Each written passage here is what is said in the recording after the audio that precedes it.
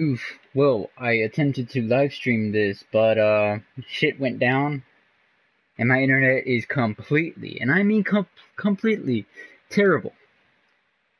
So, rip. Um, so we're gonna do this normal way, without editing. There's not gonna be any music. There's not gonna be much of anything. Basically what this is it's gonna go from my worst to best opinion on like who's like the top guys in terms of being a good guy in Z Star, like who's my favorite and who's my worst favorite or least favorite, going from the lowest to highest. So basically, the person that's at number 12 is like terrible in my opinion, and the person number one is the best in my opinion. For season one, of course, things can change in season two, so we'll just have to wait and see. Um, we're gonna start with Muffin Button. Why Muffin Button belongs in number 12? Because he is complete garbage. He is generic as fuck. He is basically Gokon 2.0, which is ironic because he is played by the same guy who uses Gokon. His name is John Goon. Um, Muffin Button, he only appeared like a few times, like maybe 3 times in season one, maybe 4. Could be wrong. At least 2 episodes, I'm sure. Um, and the whole time he was there, he either wasn't talking or he was basically doing the same thing Gokon would do, which is bad because if you're gonna play another character, you have to make him as different as possible. You don't want him to be the exact same thing, even though you can kind of get away with it in terms of being both Muffin Button and Gokon because they both were brothers. Still, I mean, if you were to blind like put a blindfold on and then try to find out who was who between Gokon and Muffin Button, you could not have fucking guessed which one was which because they were both the fucking same, and it got very irritating. Um, it was just bad. Every time Muffin Button showed up, I just was like, oh god, like, do we even need him around? Like, no point. He was too generic. I'm sorry, but it's just what it was. And he was strong, I guess, because he did beat the shit out of people like Kobayashi and Virus, I think. And he did have potential unleashed, and you kind of got the feeling that he was pretty strong. He wasn't important to the story. I mean, at the end of the day he was kind of like filler. um, and we're gonna go to number 11. Ariel or Raleigh, whatever the fuck her name is. I mean, people call her Ariel. Somebody calls her Raleigh. You don't know what the fuck her actual name is. And that's only because she only appeared in one freaking episode. One episode, guys. She was filler. Basically, just someone who wasn't really that important to the story. I mean, she kind of was important to the story. She debuted in episode 5. No, episode 6. Debuted the same episode as Calvin and them and Darkstar. Um, but she just didn't do much. She didn't say anything. She was just there. I mean, she didn't do anything at all. She was like a short girl with like purple hair or something like that. She looked like a nerd. No, like apparently she was Hunter's girlfriend. I could be wrong, but she didn't do much. So like that's why she's at the bottom of this list at number 11 because there's no personality, nothing. She didn't do anything. So moving on. Number 10, Rachel. She's basically the same. She showed up along with Ariel or whatever and Future. And Rachel is apparently Sam's girlfriend. Like Ariel, she didn't do anything as well. She was just there for that one episode, which was episode 6, and then after that episode, boom, she was gone, never mentioned again. That's why she's at the bottom of the list. Continuing onward, because there's not much to be said about these girls. Number 9, Future. Okay, we get a little bit of backstory from Future. Even though, she's just the same as the other two, she still gave a little bit of information about her character. Future is like, I guess she could be described as the leader of her crew, of her little thought squad, because, she actually had more lines and stuff. She actually did more, and she appeared a lot, like, in actually more than one scene than the others in episode 6. In episode 6, Rachel and Ariel only appeared in one scene. Future appeared in like 2 or 3. Future seems to have a history with Calvin, and that You know, they were teammates at one point. And that Future hates Calvin, so a little bit of personality there. Um, Aside from that, that's about it. Future is confirmed to be dating Muffin Button, which is whack. Uh, and yeah, that's it. I mean, they did interact a bit, so that's kind of good. I could be wrong though. Did they appear in the same episode together? I don't know. I don't think so. I don't know. I could be wrong. Who knows? But anyways, yeah, she's at the bottom too because you know she just didn't do anything sufficient. So you know, yeah. Number 8, Vejiku. Now, Vejiku honestly deserves to be like at the bottom of this list. I mean, he's not that far in the bottom. Like he managed to beat 4 people, but like still, like oof. Since he's like part of the main 6, like he should be in the top 6, but he's not. He's in top 8. Why? It's because in episode 1 he was alright. I honestly could stand his character. His character was alright. Got used to it. There wasn't any problems. It wasn't until episode 5 that I started getting irritated by his character. And the character is starting to be like a goofball. I mean, Gokon's a goofball as well, but like in a different way. Vejiku was just annoying. He just got to be annoying, and I just couldn't. He was like one of the most hated characters in my opinion now. And in season 2, he's disgusting, like disgustingly terrible. I'm sorry, but I'm just being honest. But back then, around October, November, when I did watch the first 3 episodes, I did want Vejiku to become one of my favorites. I did want him to be better. I even said he had potential, but as season 1 progressed, he just got worse and just couldn't stand him. No point. I mean, he doesn't take his fight seriously. I mean, he's always goofing off and just being a wreck. It's terrible. But yeah, he's just bad. If Vejiku were to get killed off, I would not bat an eye. Moving on, number 7, Sam. Now, Sam is kind of similar to Vejiku, sort of. I mean, they're both, like again, if Sam were to if his character were to get killed off, I would not bat an eye.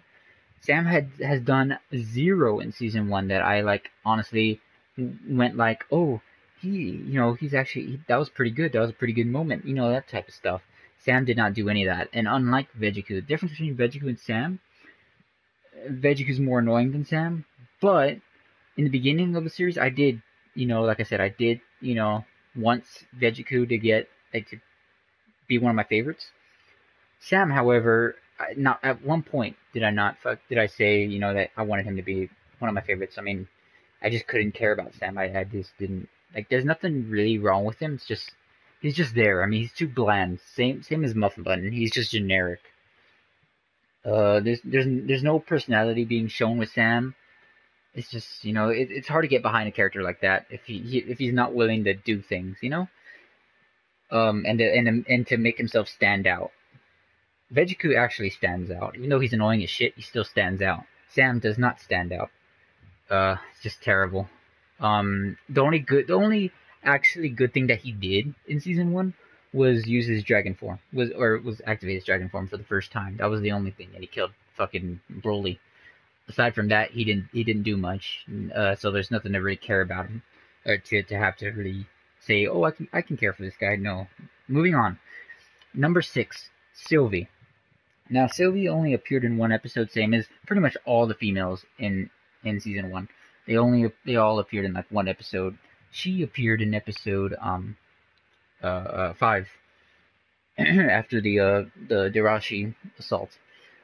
She healed Kobayashi, and she already has chemistry with Kobayashi. I mean, you can already tell these two are going to get together. And I like their interaction together. I mean, it's actually, it's way better than freaking Future and Muffin Button and stuff like that. And Sylvie, actually, I can find her tolerable, unlike Thought Squad. The Thought Squad, I could not care about them. Sylvie seems like a character who could be pretty interesting if she were to be a part of the main cast. I mean, I don't know if you can call her part of the main cast right now because she only appeared in 1 episode. If you're a main character and you only appear in 1 episode out of 10, then you weren't really a main character in the season. Maybe in the future season, but not in the current season. But yeah, if Sylvie were to return, I'd be okay with it. I'd be happy about it because I want to see her and Kobayashi interact more. I want to see more of Sylvie. Um, and what do you call it? And she's also shown to heal. We don't know if she's a fighter, but she can at least heal. And we have more that she can do. I mean, she already said that she has a sister, which is Ellie, which I'm gonna get to soon. We have not seen Sylvie and Ellie interact in one episode together, so hoping that's a thing. In episode 10 or 9, no, in episode 8, was it 8 or 7? I think it was episode 7. In episode 7, they did hint that Sylvie got kidnapped by Janemba and all of them, but in episode 10, they then went around and said that she was on a mission for something else. So I don't know what the hell that was about. That was pretty whack. So we might not even ever see Sylvie again. Who the hell knows? But hopefully we do. Moving on. Episode 5. Number 5. Ellie. Ellie is at number 5. Same thing with Sylvie. She can do more things, I think anyway, and that she could show up more and all that stuff, and I wouldn't be upset about it. What do you call it? I like her relationship with Kobayashi. I mean, the two hate each other, obviously, and Ellie roasted the fuck out of Kobayashi, calling him short and weak. So, it'd be pretty interesting to see them interact more in the later seasons. Same thing with Sylvie. She later disappeared in after appearing in one episode, which is episode 3. Ellie was in. She was the student council president, so you would expect her. I honestly wanted to see more of Ellie, so I wanted to see Ellie and Kobayashi fight. Didn't happen, and probably never will. And Ellie just disappeared after that, and we never saw her for 7 episodes straight. And the rest of season 1, she just did not appear. I mean, we could see her again in season 2, but so far we haven't seen her in season 2. But I'm not going to get into that because that's season 2. Just saying, hopefully we see more of Ellie, because Ellie and Sylvie already have better characters than Veggiku and Sam. If they were to replace Sam and Veggiku, honestly, would be happy about that. I mean, they already have more personality than Veggiku and Sam. They don't even really talk. Moving on. Number 4, Virus. Just like Veggiku, I wanted Virus to be one of my favorites early on in the beginning of season 1. I thought, like Veggiku, Virus had potential to be one of the greats. And so far, during the vast majority of season 1, he lived up to my expectations. I wanted him to be one of the best, and he did. He did do just that. I love his relationship with Kobayashi. The two have an intense rivalry, and they've been hinting that they would fight each other soon. And actually, Virus would go full, use his full power on him, not test with him and shit like that. And I want that to happen. I mean, honestly, I like Kobayashi versus Virus more than I do Kobayashi versus Gokhan. And I was kind of negative on Virus's fight with Metal Cooler, because Virus was getting his ass kicked for I think 2 episodes or something. And Virus did not beat him until, I think, either the end of episode 9 or episode 10. I believe it was episode 10. So it took him forever just to beat Metal Cooler. He's one of the weakest guys. So, rip. His character is pretty good. I mean, I didn't have any issues with his character. He's doing alright. And yeah, that's pretty much it. He obviously is going to be in the tournament and stuff like that in season 2. So yeah, and he lives so good. So yeah, he's at number 4.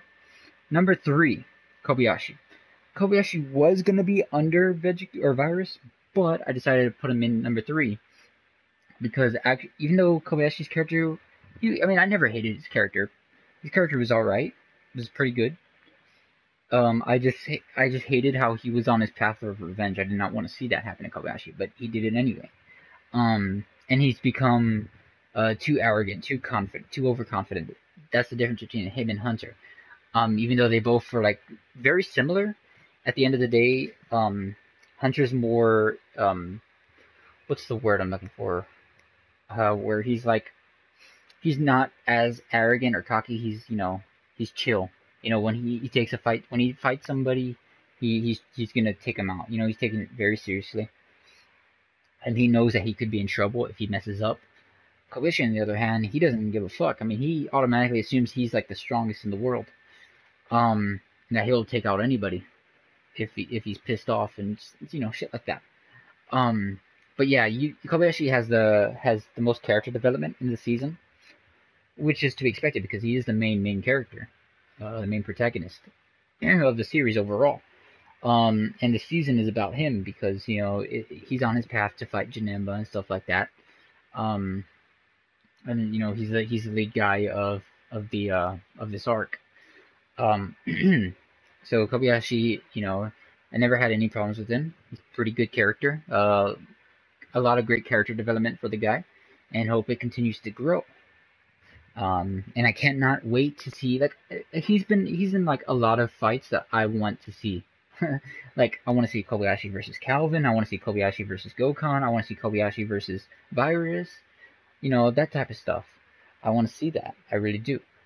But, we never know what might happen. I mean, honestly, if Kobayashi's character were to die off, I'd be kind of upset by it. Because, I feel like he can do much more and stuff like that. I just feel he's not that much of a hero anymore than he used to be at the start of the season. Because he's killed somebody, he's just like falling down, and he's like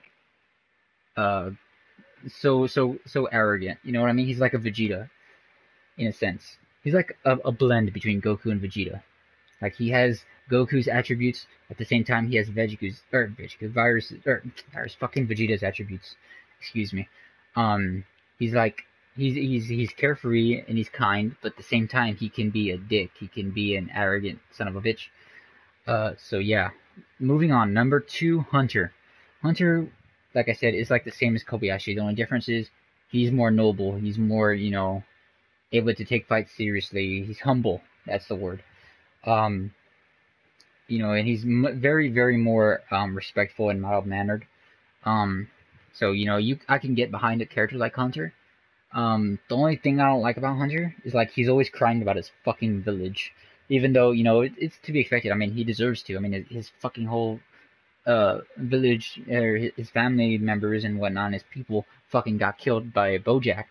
So, sucks to be him. Along with, I mean, I don't know if him and Sam were even fucking brothers. I mean, I get the feeling they are at some points. It's hinted that they are, but Hunter's like, or Mud's like, oh, Hunter and Sam aren't brothers. I don't know about that. I mean, they sure are together all the time. But anyways, Hunter's character's okay. Don't have any issues with it. Obviously he has more potential than Kobayashi does because in episode 2, both Hunter and Kobayashi did not have the power to go Super Saiyan at that point.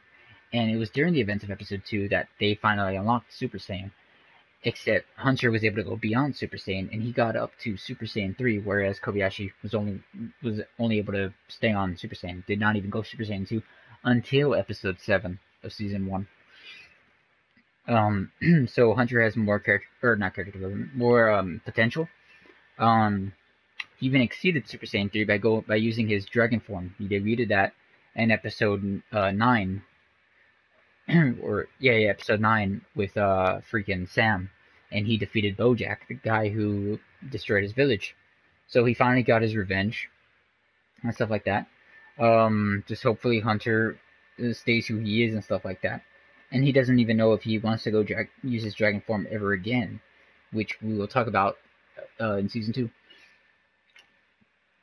What he does with that form. So anyways, moving on. Number 1, Gokhan.